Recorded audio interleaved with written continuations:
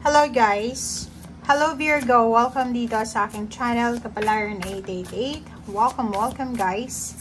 Alamin natin kung anong messages, vibration, gabay energy para sa lahat ng Virgo friends natin.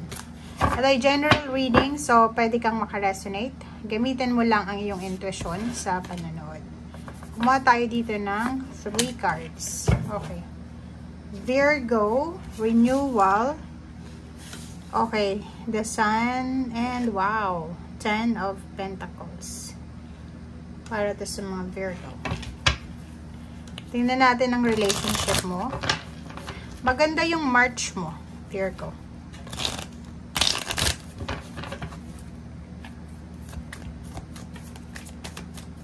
Kung tayo dito ng 2 cards. Oh.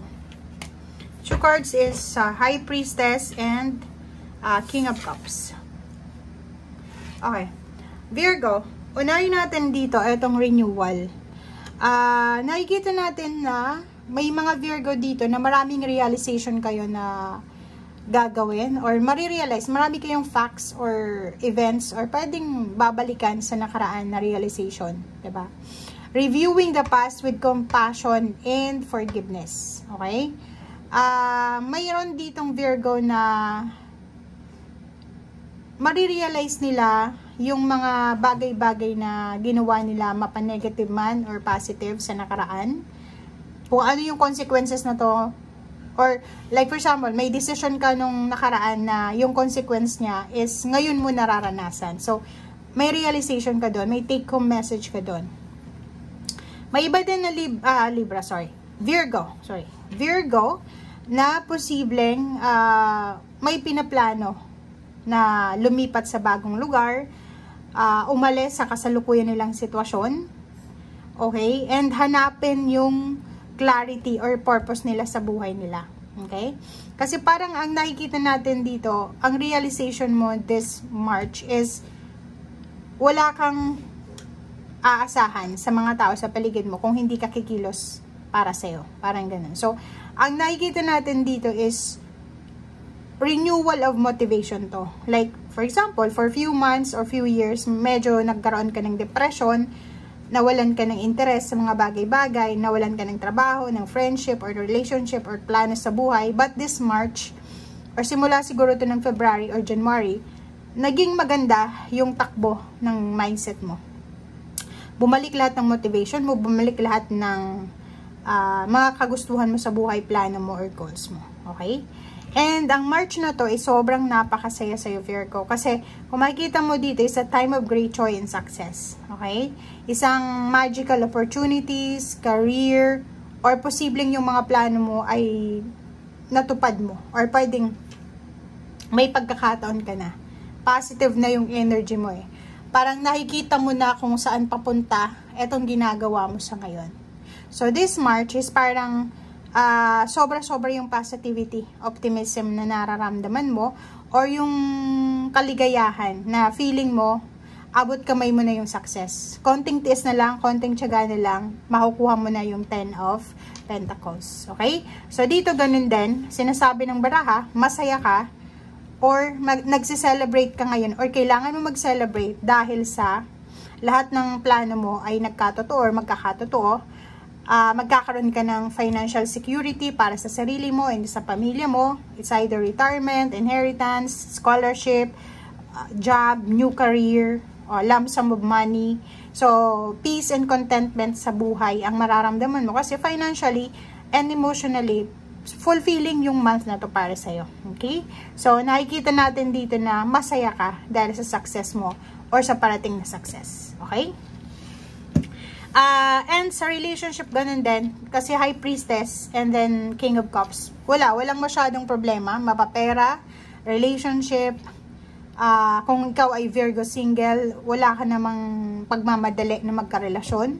If you're married, nakafocus ka lang sa financial mo. At peace ka ngayon eh. 'Di ba? Parang yung ibang unemployed, biglang nagkaroon ng trabaho. Syempre, nawala yung agam-agam nila sa problema sa pera.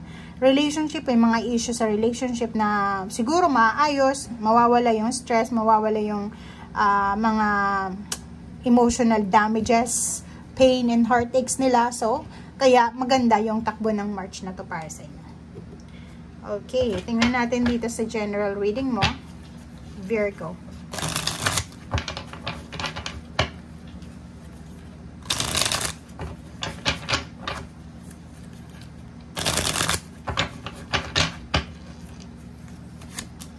Okay, Two of Swords. Okay.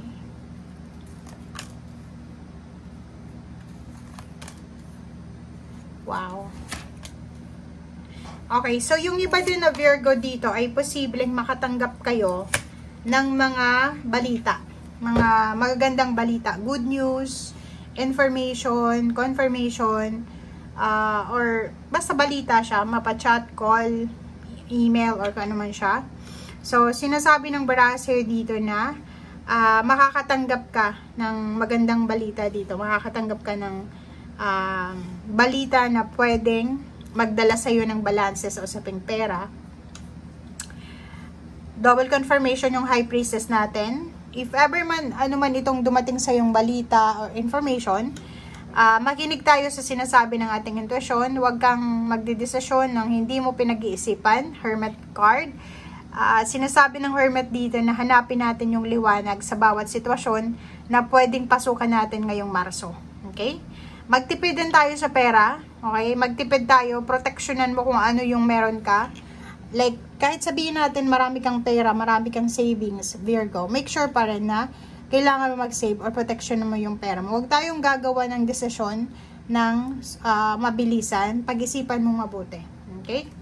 And focus yung kailangan mo sa buwan na to. Okay? Meron tayo ditong mga contract signing, mga offer ng contract, offer of relationship. Nakikita ko siya dito, pagod na pagod ka. Pagod na pagod ka kasi ang daming offers, ang dami mong kailangan na gawin, ang daming kailangan mong tapusin. Okay? May paparating din na occasion, pwedeng 3 months from now, or 3 weeks from now. And nakikita ko siya dito yung excitement para sa occasion na yan. It's either birthday celebration, graduation, ano pa ba, housewarming, house blessing, travel, vacation. So, ang nakikita ko siya dito is huwag tayong padalos-dalos, huwag tayong gumawa ng desisyon ng madalian. So, nandito yung Hermit, nandito yung High Priestess, make sure na pag-isipan natin ang bawat decision making na gagawin natin. Kasi, possible na yung decision mo is hindi mo masyadong napag-isipan dahil sa sobra kang excited, dahil sa sobra kang masaya, dahil sa sobra kang passionate or in love, or dahil sa sobrang yun, excited ka. Hindi mo mapag-isipan ng maayos na pwedeng mag-result siya ng pagsisisi or panghihinayang. Okay? Pag naalimpungatan ka na. Okay guys, so thank you for watching and see you again. Bye!